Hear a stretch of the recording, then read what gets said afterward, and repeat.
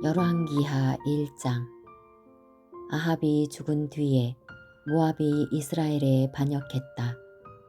하루는 아하시아가 사마리아에 있는 왕궁 옥상의 발코니 난간에서 떨어져 부상을 입었다. 그는 에그론의 신 바알 세부백에 전령들을 보내어 내가 이 사고에서 회복되겠습니까? 하고 묻게 했다. 하나님의 천사가 디셉 사람 엘리야에게 말했다. 일어나거라. 나가서 사마리아 왕이 보낸 사람들을 만나 이렇게 전하여라. 이스라엘에 하나님이 없어서 내가 에그론의 신 바알 세부백에 물으러 달려가느냐? 왕이 피하려던 하나님의 메시지가 여기 있다. 너는 지금 누운 그 침상에서 내려오지 못할 것이다. 너는 이미 죽은 목숨이나 다름없다. 엘리야는 메시지를 전하고 사라졌다. 전령들이 돌아오자 왕이 말했다. 어찌하여 이렇게 금방 돌아왔느냐? 어찌 된 일이냐? 그들이 왕에게 말했다. 도중에 어떤 사람을 만났는데 그가 우리에게 이렇게 말했습니다. 그대들을 보낸 왕에게 돌아가 하나님의 메시지를 전하시오.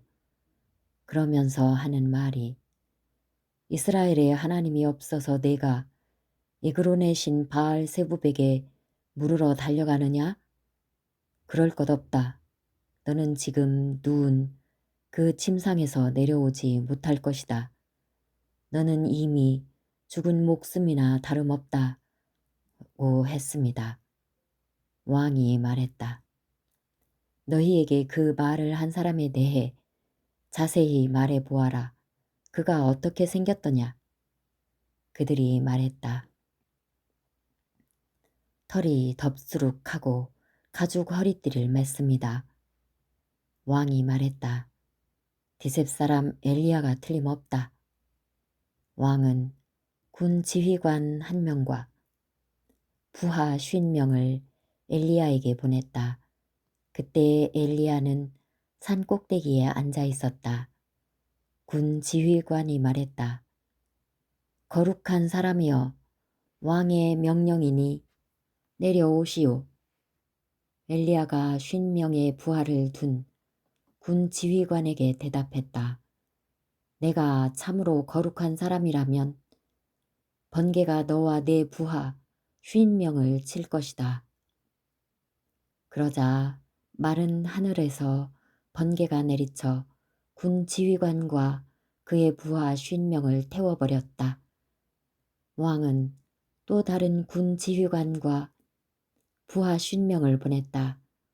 거룩한 사람이여, 왕의 명령이니 지금 당장 내려오시오. 엘리야가 대답했다. 내가 참으로 거룩한 사람이라면 번개가 너와 내 부하 50명을 칠 것이다. 곧바로 하나님의 번개가 내리쳐 군 지휘관과 그의 부하 50명을 태워버렸다. 그러자 왕은 세 번째 군 지휘관과 그의 부하 50명을 보냈다. 세 번째로 군 지휘관이 부하 50명과 함께 엘리야에게 다가갔다. 그 세 번째 군 지휘관은 무릎을 꿇고 애원했다. 거룩한 사람이여, 제 목숨과 이 50명의 목숨을 생각해 주십시오. 벌써 2번씩이나 마른 하늘에서 번개가 내리쳐 군 지휘관들과 그들의 부하 각 50명을 태워버렸습니다. 부디 제 목숨을 생각해 주십시오. 하나님의 천사가 엘리야에게 말했다. 가거라, 두려워하지 마라. 엘리야가 일어나 그와 함께 왕에게 갔다. 엘리야가 왕에게 말했다. 하나님의 말씀입니다. 너는 이스라엘에 내가 기도할 하나님이 없다는 듯이 에그론의 신 바알 세부백에 전령들을 보내 묻게 했으니 절대로 그 침상에서 살아 내려오지 못할 것이다. 너는 이미 죽은 목숨이나 다름없다. 과연 엘리야가 전한 하나님의 말씀대로 그가 죽었다. 아하시야는 아들이 없었으므로 그의 동생 요람이 뒤를 이어 왕이 되었다. 때는 유다 왕 여호사밧의 아들 여호람 2년이었다. 아하시야의 나머지 생애는 이스라엘 왕 연대기에 기록되어 있다.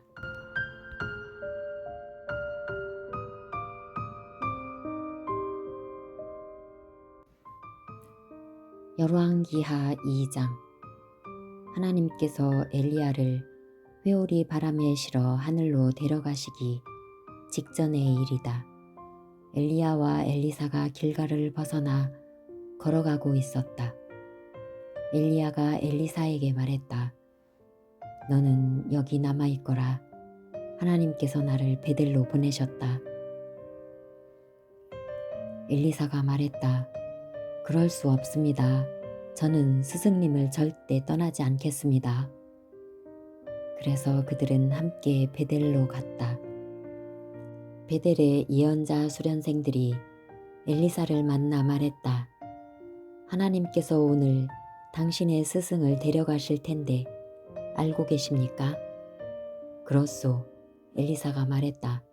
나도 알고 있으니 조용히 하시오. 엘리야가 엘리사에게 말했다. 너는 여기 남아있거라. 하나님께서 나를 여리고로 보내셨다. 엘리사가 말했다. 그럴 수 없습니다.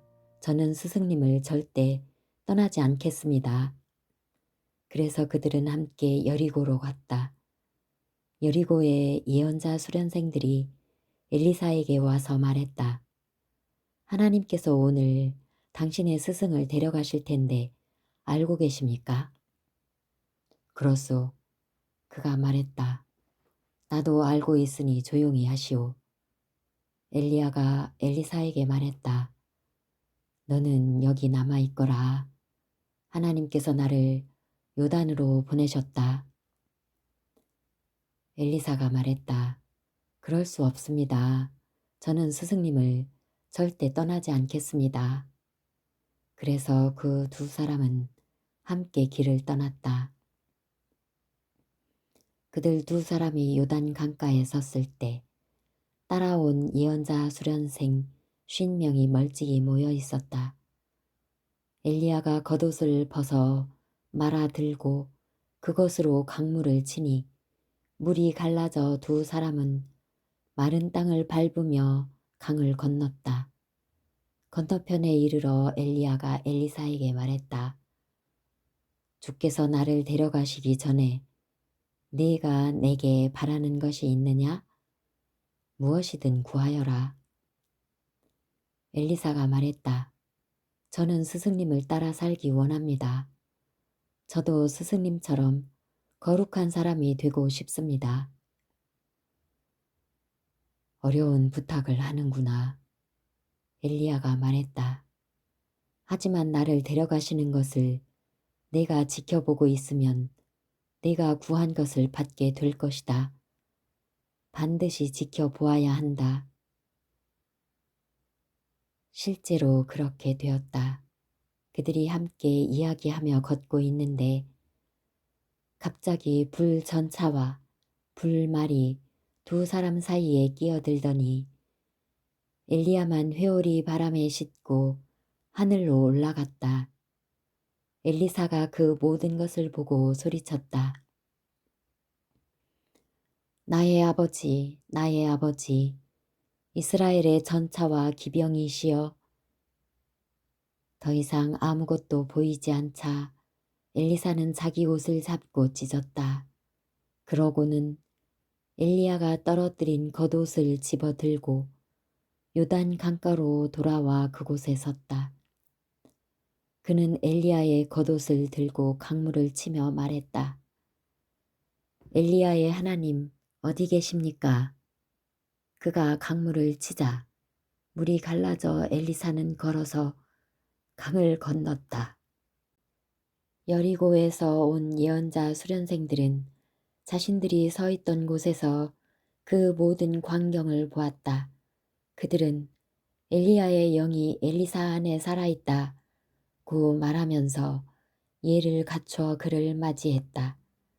이어서 그들이 말했다. 우리에게 무슨 일이든 시키십시오. 여기 믿을 만한 사람 50명이 있습니다. 그들을 보내어 선생님의 스승을 찾게 하십시오. 하나님의 영이 그를 어떤 산으로 쓸어 가셨거나 먼 골짜기에 떨어뜨리셨을지 모릅니다. 엘리사가 말했다. 아니다, 보내지 마라. 그래도 그들이 성가시게 간청하자 결국 그는 뜻을 굽혔다. 그렇다면 사람들을 보내 찾아보아라. 그들이 50명을 보내어 사흘 동안이나 샅샅이 살폈으나 아무것도 찾지 못했다. 마침내 그들이 여리고에 있는 엘리사에게 돌아왔다. 그가 그들에게 말했다. 그것 보아라. 내가 말하지 않았느냐. 하루는 그 성읍 사람들이 엘리사에게 말했다. 선생님께서도 아시는 것처럼 우리 성읍은 위치가 아주 좋습니다. 그러나 물이 더러워서 아무것도 자라지 못합니다. 그가 말했다. 새 대접에 소금을 조금 넣어 내게 가져오십시오. 그러자 그들이 그 말대로 했다.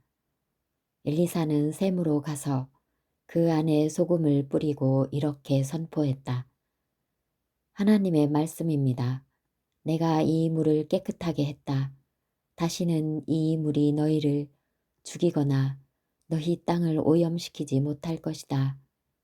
엘리사의 말대로 물은 깨끗하게 되었고 오늘까지도 그대로 남아있다. 또 한 번은 엘리사가 베델로 가고 있는데 어린 아이들이 성읍에서 나와 어이 대머리 늙은이야 저리 꺼져라 대머리야 하며 그를 조롱했다. 엘리사가 돌아서서 그들을 보고는 하나님의 이름으로 저주했다. 그때 곰 2마리가 수풀에서 튀어나와 42명의 아이들을 모두 덮쳐 갈기갈기 찢어 놓았다. 엘리사는 계속해서 갈멜산으로 갔다가 거기서 다시 사마리아로 돌아왔다.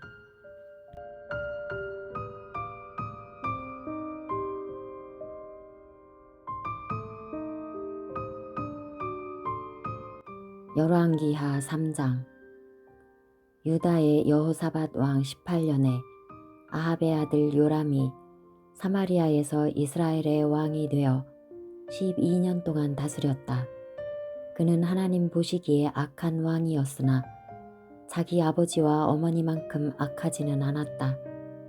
그가 자기 아버지가 만든 가증한 바알 석상을 부순 것은 잘한 일이었지만 느밧의 아들 여로보암의 죄악된 행위들, 그토록 오랫동안 이스라엘을 타락하게 만든 행위들을 고수했고 그것을 떨쳐버리지 못했다. 모압 왕 메사는 양을 치는 사람이었다. 그는 어린 양 10만 마리와 순양 10만 마리를 이스라엘 왕에게 바쳐야 했다. 아합이 죽자 모압 왕은 이스라엘 왕에게 반기를 들었다. 그래서 요람 왕은 사마리아에서 나와 전쟁 준비를 했다. 먼저 그는 유다의 여호사밧 왕에게 메시지를 보냈다. 모압 왕이 나에게 반기를 들었습니다. 나와 함께 가서 그와 싸우겠습니까? 여호사밧이 말했다. 끝까지 당신과 함께 하겠습니다. 내 군대가 곧 당신의 군대고 내 말이 곧 당신의 말입니다. 어느 길로 가면 좋겠습니까? 에돔 황무지를 지나서 가는 것이 좋겠습니다. 그리하여 이스라엘 왕과 유다 왕과 에돔 왕이 길을 떠났는데 그만 길을 돌아서 가게 되었다. 7일이 지나자 군대와 짐승이 마실 물이 떨어졌다. 이스라엘 왕이 말했다. 큰일이다. 하나님께서 우리 세 왕을 여기까지 데려오셔서 모압의 손에 넘기려 하시는구나. 그러자 여호사밧이 물었다. 혹시 주위에 하나님의 예언자가 있습니까? 하나님의 뜻을 알아보게 말입니다. 이스라엘 왕의 신하들 가운데 한 사람이 말했다. 가까운 곳에 사밧의 아들 엘리사가 있습니다. 그는 엘리야의 오른팔이었습니다. 여호사밧이 말했다. 좋습니다. 그는 우리가 믿을 수 있는 사람입니다. 그래서 그들 세 사람, 이스라엘 왕, 여호사밧, 에돔 왕은 엘리사를 찾아가 만났다. 엘리사가 이스라엘 왕에게 말했다. 무슨 일로 내게 오셨습니까? 왕의 아버지와 어머니의 꼭두각시 예언자들에게 가서 물으십시오. 이스라엘 왕이 말했다. 그런 말씀 마십시오. 하나님께서 우리 세 왕을 곤경에 빠뜨려 모압의 손에 넘기려 하십니다. 엘리사가 말했다. 내가 늘 섬기는 만군의 하나님께서 살아계심을 두고 맹세합니다. 유다 왕 여호사밧을 존중하는 마음이 없었다면 나는 왕을 쳐다보지 않았을 것입니다. 하지만 여호사밧 왕을 생각하지 않을 수 없으니 내게 악기 타는 사람을 불러주십시오. 엘리사가 말했다. 하나님께서 말씀하시기를 이 골짜기 곳곳에 도랑을 파라고 하십니다. 그러면 이렇게 될 것입니다. 너희가 바람 소리도 듣지 못하고 비도 보지 못하겠으나 이 골짜기에 물이 가득 차서 너희 군대와 짐승이 마음껏 마시게 될 것이다. 이 일이 하나님께는 쉬운 일입니다. 그분께서는 또한 모압을 왕들의 손에 넘기실 것입니다. 왕들께서는 그 땅을 황폐하게 만들고 그 땅의 요새를 무너뜨리고 주요 마을을 짓밟고 과수원을 허물고 샘을 막고 밭을 돌밭으로 만들 것입니다. 아침이 되어 아침 제사를 드릴 때에 물이 서쪽 에돔에서 쏟아져 들어와 순식간에 홍수처럼 골짜기를 가득 메웠다. 모압의 모든 사람은 이스라엘의 왕들이 싸우러 올라왔다는 소식을 들었다. 그래서 칼을 쓸 줄 아는 사람을 모두 소집해 국경에 자리를 잡았다. 그들이 아침 일찍 일어나 준비하고 있는데 해가 물 위로 떠올랐다. 모압 사람이 선 곳에서 보니 햇빛에 반사된 물이 피처럼 붉게 보였다. 그들이 말했다. 피다. 저 피를 보아라. 왕들이 서로 싸워 죽인 것이 분명하다. 모압 사람들아 약탈하러 가자. 모압이 이스라엘 진에 들어오자 이스라엘 사람이 일어나 모압 사람을 닥치는 대로 죽였다. 모압 사람은 필사적으로 도망쳤고 이스라엘 사람들은 거침없이 추격해 그들을 죽였다. 그들은 성읍을 짓밟고 밭을 돌밭으로 만들고 샘을 막고 과수원을 허물었다. 수도인 길하레셋만 무사했으나 그것도 오래가지 않았다. 그들은 수도마저 포위하고 돌을 마구 던져 공격했다. 모압 왕은 자기가 지는 싸움을 하고 있음을 알고는 칼 쓰는 사람 700명을 데리고 에돔 왕이 있는 쪽으로 돌파해 가려 했다. 그러나 뜻대로 되지 않자 그는 자기를 이어 왕이 될 마다들을 잡아 성벽 위에서 제물로 바쳤다. 그 일은 이스라엘의 격한 분노를 불러일으켰다. 이스라엘은 물러나 자기 나라로 돌아갔다.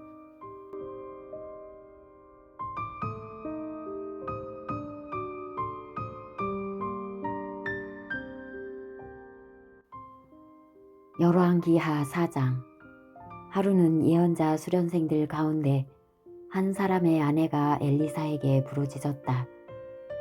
선생님의 종인 제 남편이 죽었습니다. 선생님도 잘 아시는 것처럼 남편은 하나님께 헌신된 아주 선한 사람이었습니다. 그런데 남편에게 돈을 꾸어준 자가 저의 두 아이를 종으로 잡아가겠다고 지금 오고 있습니다. 엘리사가 말했다. 내가 어찌하면 그대를 도울 수 있을지 말해 보시오. 집안에 무엇이 남아 있소? 여인이 말했다. 기름 조금 말고는 아무것도 없습니다. 엘리사가 말했다. 그러면 이렇게 하시오. 길을 다니면서 모든 이웃에게 빈 그릇과 대접을 빌려오시오. 몇 개만 아니라 얻을 수 있는 만큼 많이 빌려오시오.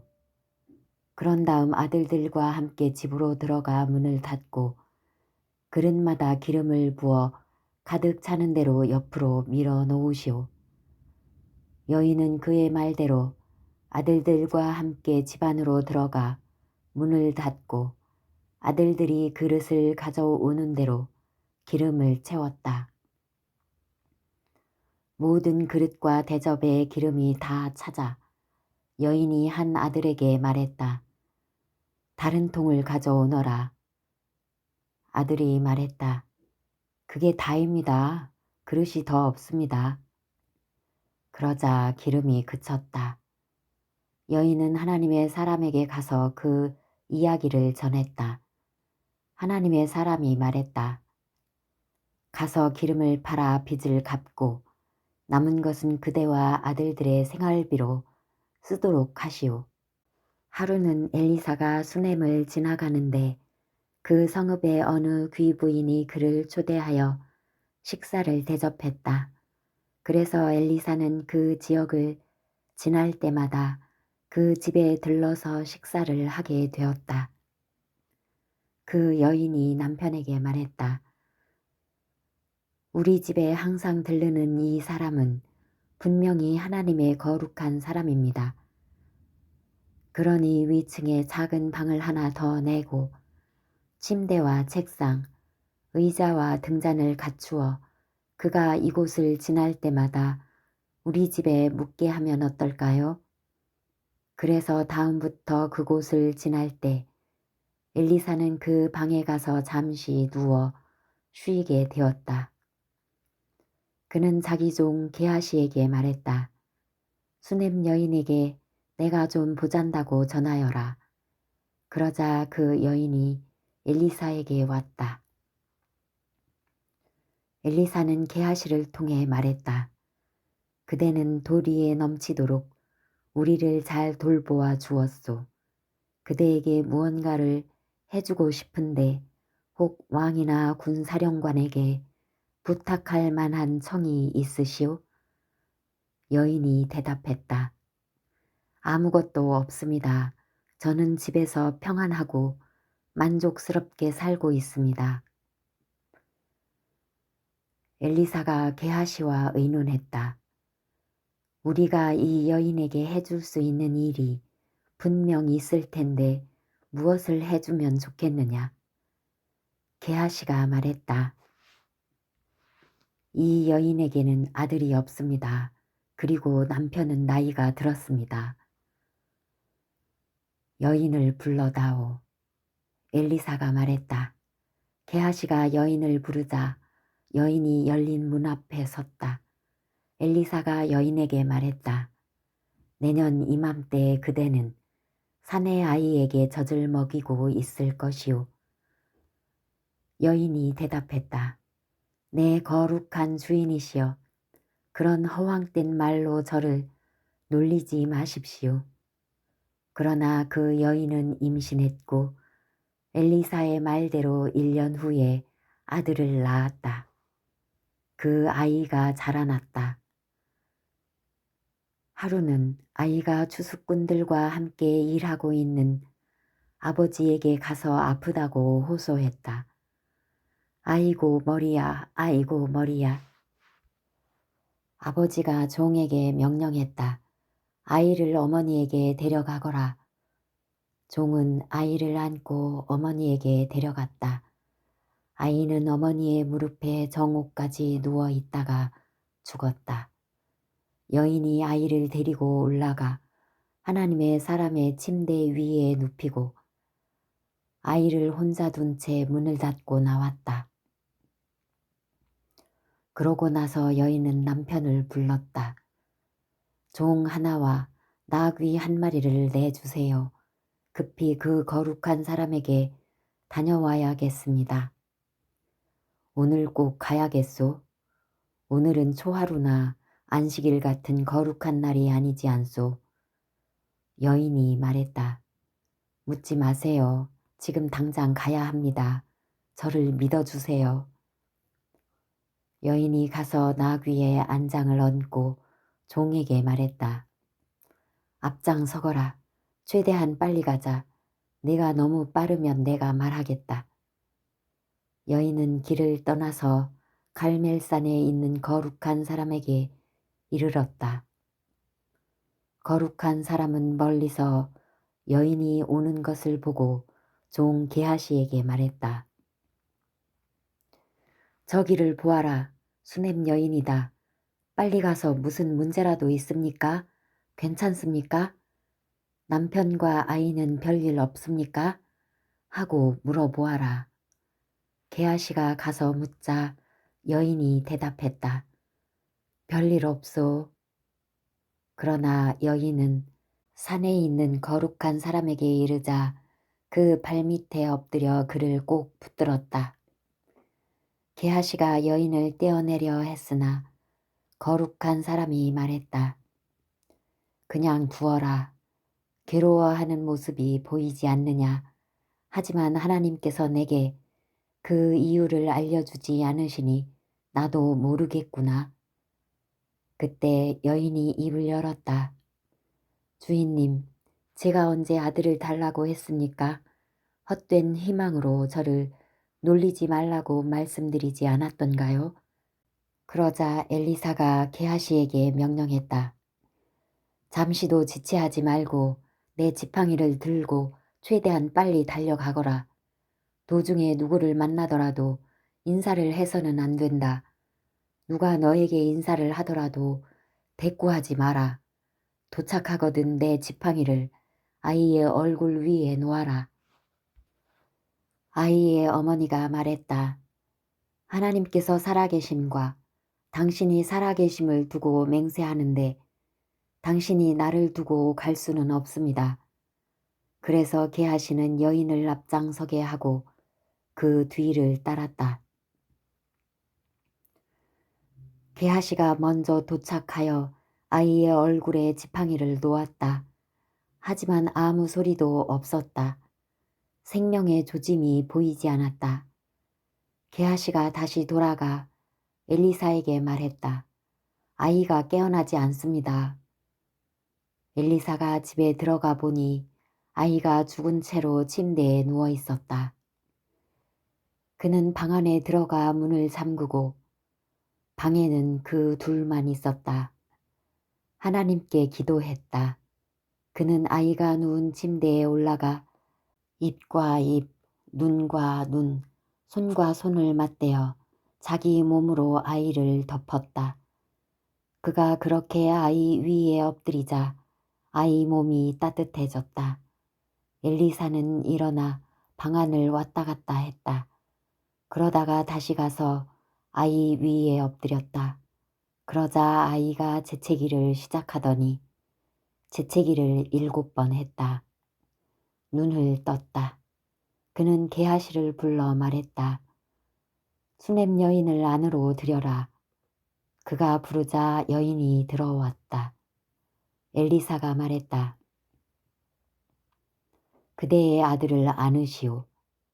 여인은 깊이 존경하는 마음으로 얼굴을 땅에 대고 엘리사의 발 앞에 엎드렸다.